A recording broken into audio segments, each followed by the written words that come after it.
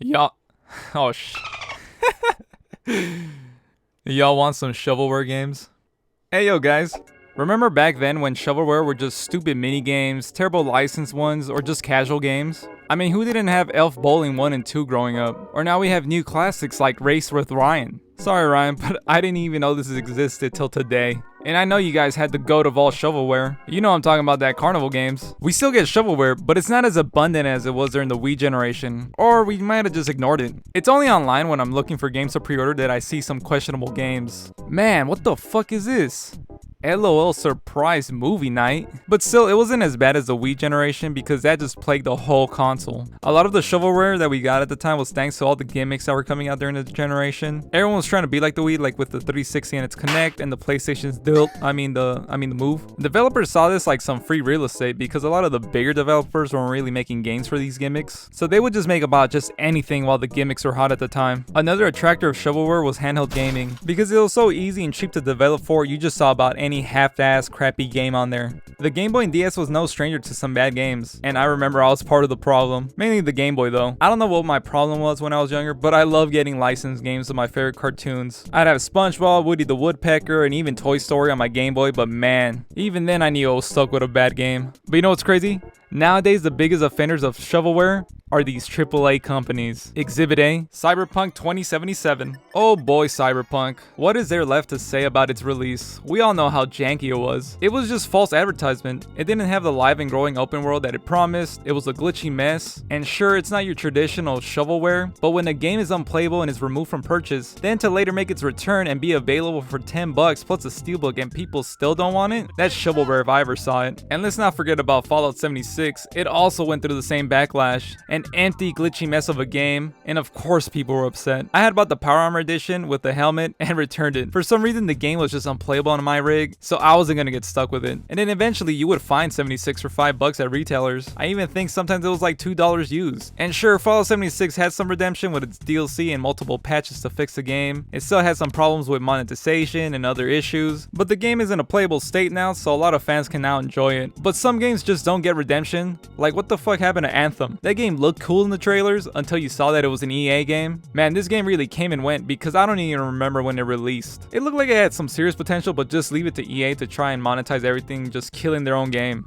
The servers were shut down too. They planned a whole 10-year plan with the game, so for sure part of the game is useless with its servers shut down. EA is just the worst, you guys. I mean, you guys remember Mass Effect Andromeda 2, right? No? Well, I would want to forget about that game too. Hopefully Mass Effect 5 makes a solid return, right? Right? I don't know, I really don't trust EA with it. Another game that was ruined by a money service was Marvel's Avenger. What did I just say? Marvel's Avengers. God, I can't speak. Crazy how we got a shitty licensed game, right? I mean, the game was buggy, but nothing too game-breaking, but the gameplay was just awfully bland, and it was a live service game. You know live service games, right?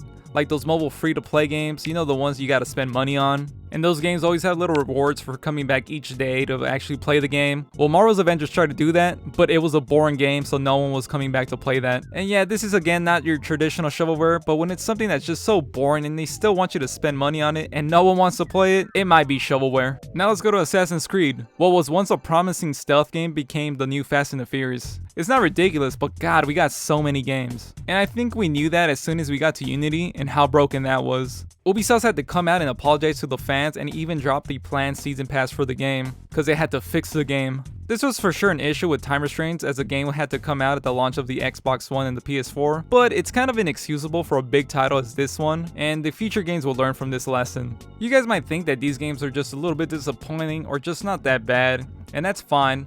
But sometimes we have to sit back and think and reflect. While yes, making video games is very hard and making due dates is even more difficult for the developers, but we're paying full price for these games, so I expect them to work as advertised. Just like Watch Dogs, it was nowhere near what it was advertised as the announcement trailer, and another Ubisoft game. But I mean, the game was playable. Was it shovelware? Maybe, but I never picked up that game. I remember when Batman Arkham Knight came out on the PC and that was a mess. The game was so choppy, it couldn't even run at 60 frames per second, it was capped at 30. But now it's actually in the playable state, but man, was I disappointed back then. I mean, I'm still disappointed now, I haven't even played the game. It's going to be stuck in backlog hell forever. This game is not an example of shovelware because it was actually playable on the consoles. They just kind of screwed over the PC players at the time.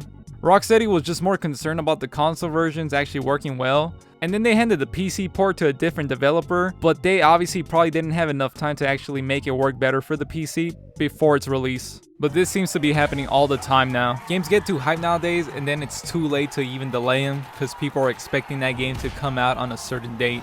It sucks when games get delayed, but look at Cyberpunk. That game needed another delay, and probably only been for the next generation consoles. I mean, that would have really sucked for everybody, but at that point we could have experienced the game at its fullest. Because now the game has lost everyone's trust, and I'm not sure if everyone's gonna actually give it a second chance. The Last of Us 2 got delayed too, but when it came out it had no problems, so it was worth the wait.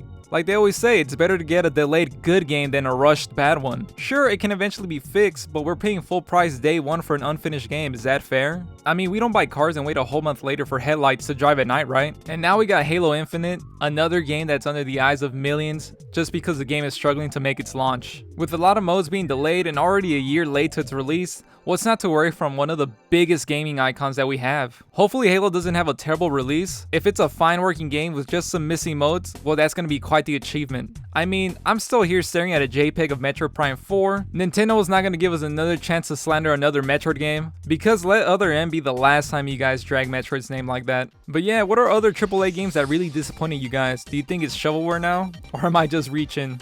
I don't know. If I avoid an unplayable AAA game the same way I avoid 30 great games on the Wii U, isn't it in the same category? Just 2 unplayable games, just that one was more expensive to produce? I'm just sick of these hype games coming out broken. But anyways, if you guys made it through to the end of this video, please hit this video with a like, subscribe, and I'll talk to you guys in the next one. Thanks for watching, I appreciate you.